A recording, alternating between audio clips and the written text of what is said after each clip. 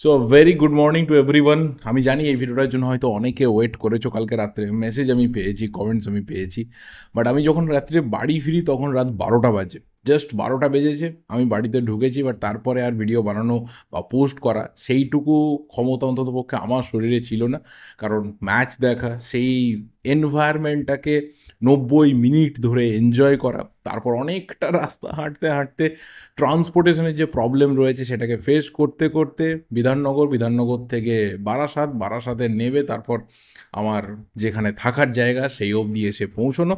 তো তারপর আর আমার পক্ষে ইজি ছিল না যে আমি ভিডিও বানাতে পারবো বা রাত্রে আমি আর কিছু বলতে পারবো এটা নিয়ে। তো সেই কারণে কমিউনিটিতে পোস্ট করেছিলাম যা কিছু বলার কালকে সকালে। আমার নিজের পার্সোনাল এক্সপিরিয়েন্স, কারণ 6 ইয়ার্স পর আমি মাঠে গেলাম এবং মোস্ট প্রবলি সল্টলেক স্টেডিয়ামে আমি লাস্ট গেছিলাম 2017 আন্ডার 17 ওয়ার্ল্ড কাপে, যেখানে জার্মানি ভার্সেস ব্রাজিল ম্যাচটা আমি দেখতে গেছিলাম। তারপরে এই ম্যাচটা 28 এপ্রিল 2024, যেখানে মোহনবাগান 2-0 গোলে ওড়িশা এফসিকে হারালো, সেই ম্যাচটা দেখতে গেলাম।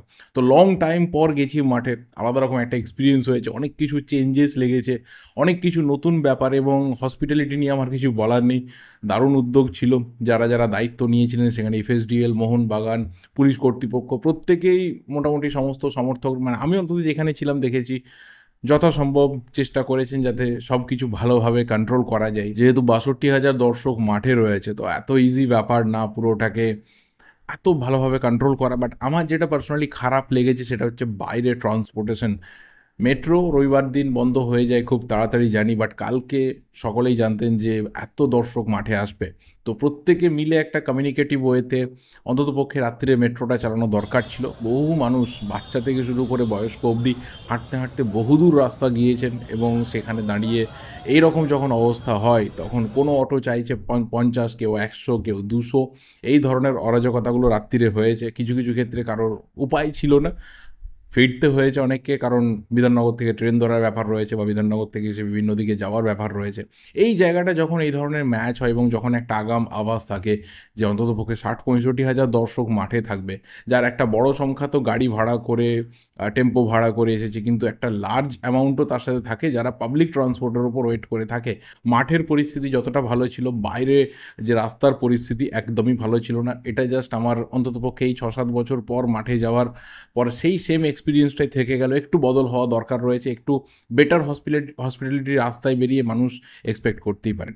আমি আমার নিজে যদি পার্সোনাল এক্সপিরিয়েন্স ম্যাচ দেখার ক্ষেত্রে বলে থাকি, তাহলে অবশ্যই প্রথম কথা যেটা আমি কালকে বলেছিলাম, অনেকে বলেছিল ব্লগ বানাও, ব্লগ করো, বাট এখনও বলছি ওই পাবলিক প্লেসে ক্যামেরা ধরার যে সাইনেসটা সেটা আমার কাটেনি।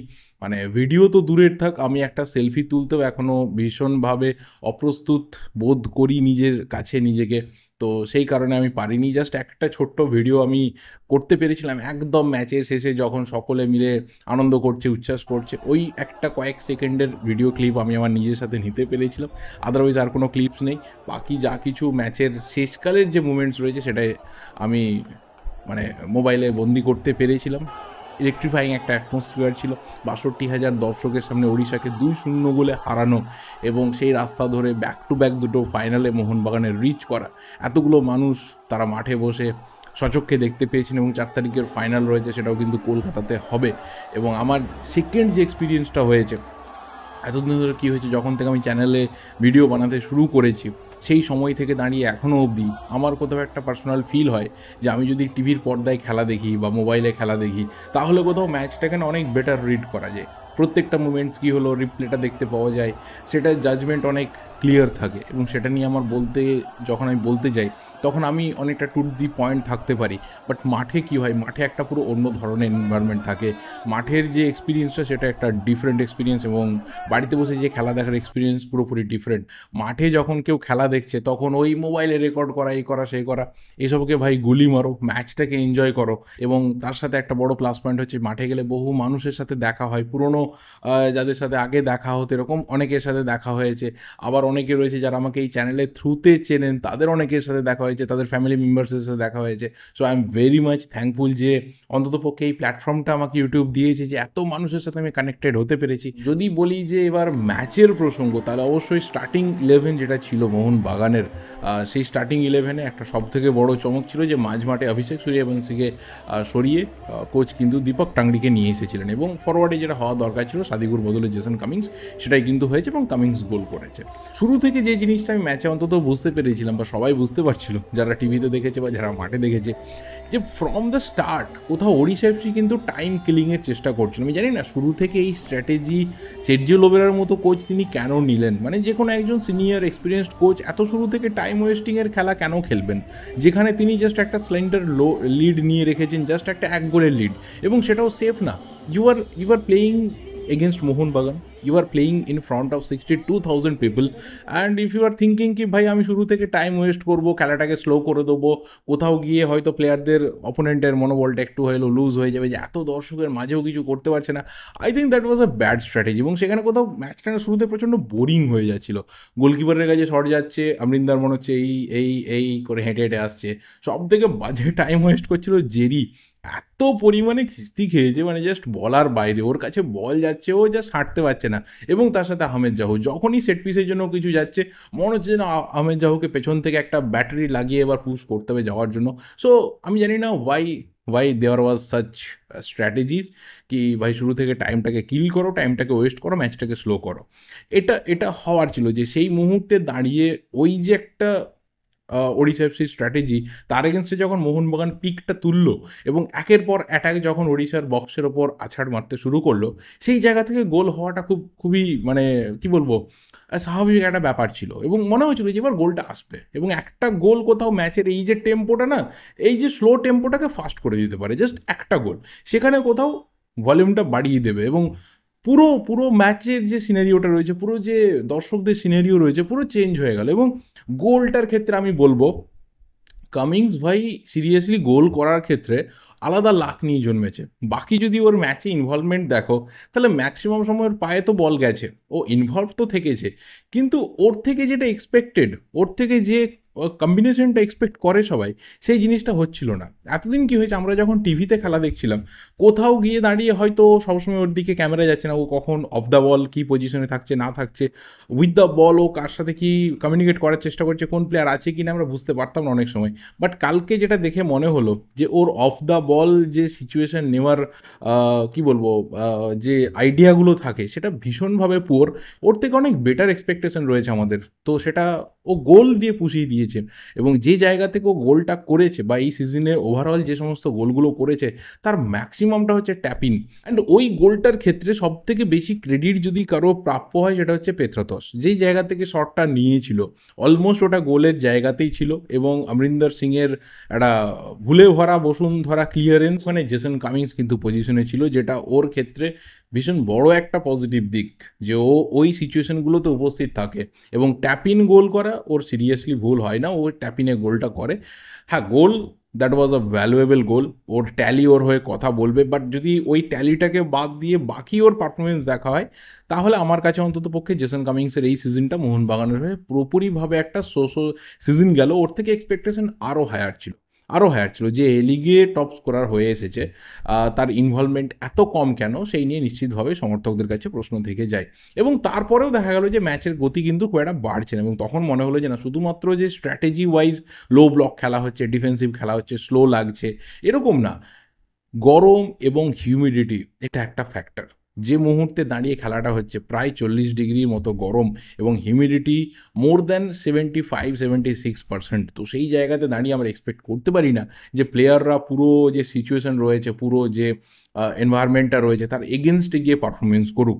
এবং তারপরে গিয়েও কিন্তু বেশ কিছু দুটো কোচের স্ট্র্যাটেজি দুটো টিমের হয়ে কথা বলছিল, এবং পাল্টা ওড়িশা এফসি যখন আঘাত হানতে শুরু করে, বিশেষ করে রয় কৃষ্ণা, এই জাস্ট একজন প্লেয়ার কোথাও ওড়িশার হয়ে ম্যাক্সিমাম টাইমে ওয়ার্কলোড নেওয়ার চেষ্টা করেছে, কারণ বাকি ফরওয়ার্ড বা বাকি মাঝমাঠে প্লেয়ার জাহু বাদে পুরোটা কিন্তু ফেল্ড ছিল কালকে ওড়িশা এফসি। এবং ডান দিক থেকে যতবার রয় কৃষ্ণা গেছে, ততবার কিন্তু শুভাশিস বোস হয় তাকে ফাউল করে কার্ড খেয়েছে, আর না হলে ম্যাক্সিমাম টাইমে কিন্তু বিট হয়েছে এবং একটা সিচুয়েশন তো এমন তৈরি হয়েছিল যে রয় কৃষ্ণা যে বলটা রেখেছিল অলমোস্ট গোলের দিকে পৌঁছে গেছিল। তো ওরকম একটা একদম হালকা চান্স কিন্তু অনিরুদ্ধ থাপাও সেকেন্ড হাফে মিস করে, একদম দেওয়াল ঘেঁষে বেরিয়ে যাওয়া, যেটাকে বলে যে বার পোস্টের গা ঘেঁষে বেরিয়ে চলে যায়। ওই গোলটা হলেও কিন্তু অনেক আগে ম্যাচটা সিল হয়ে যায়। তো আমরা জাস্ট বসে বসে বলছিলাম যে সেকেন্ড হাফে হার্ডলি 60 মিনিটস, 75, 85, অন্ততপক্ষে 90 মিনিট এক্সট্রা টাইমটা বলার আগে, মানে ইঞ্জুরি টাইম এক্সট্রা দেওয়ার আগেও গোলটা হয়ে যাওয়া দরকার। কারণ আগের প্রিভিউ ভিডিওতে বা তার আগেই বলেছিলাম যে এই ম্যাচটা না 90 মিনিটে শেষ হওয়া দরকার, 2-0 একটা স্কোর লাইন হওয়া দরকার। কারণ ওড়িশাকে হারাতে গেলে যদি 120 মিনিট অবধি ওয়েট করতে হয়, তাহলে সেই জিনিসটা খুব একটা ভালো দেখায় না। এই ওড়িশাকে 90 মিনিটের মধ্যে হারানো যায় এবং সেই ক্ষমতা মোহনবাগানের মধ্যে রয়েছে। এবং যা গরম রয়েছে সেখানে প্লেয়ারদের থেকে আরও বেশি ম্যাচ টাইমিং এক্সপেক্ট করা বা তাদেরকে খেলতে বাধ্য করা একদমই ঠিক না। তো ভাই 90 মিনিটের মধ্যে ম্যাচটাকে শেষ করো এবং একদম ইঞ্জুরি টাইমে সাহাল আব্দুল সামাদ যে গোলটা পেয়েছে, এই গোলটাও কিন্তু একটা সুযোগ সন্ধানী প্লেয়ারের গোল আমি বলবো। যে জায়গা থেকে মনভীর পুরো বলটা ক্রিয়েট করেছে, যে জায়গা থেকে পাস বাড়িয়েছে, সাহাল কিন্তু পজিশনে ছিল। সবথেকে বড় ব্যাপার হচ্ছে এটাই যে একটা প্লেয়ারকে পজিশনে থাকতে হবে। সেই পজিশনে সে যদি থাকে, গায়ে মাথায় যেখানে হোক লাগিয়ে তুমি ভাই একটা ভ্যালিড গোল জালের মধ্যে জড়িয়ে দাও। That's the thing. এবং সেখানে গিয়ে কোথাও ম্যাচের যে রেজাল্টটা রয়েছে, ফাইনালের যে রাস্তাটা রয়েছে, সেটা ঠিক হয়ে যায়। ফাইনালে আপাতত মোহনবাগান ব্যাক টু ব্যাক দুটো সিজনের আইএসএল ফাইনালে মোহনবাগান রিচ করলো এবং এটাই দেখার যে ব্যাক টু ব্যাক দুটো সিজনের আইএসএল কাপ মোহনবাগানের ঘরে আসে কিনা।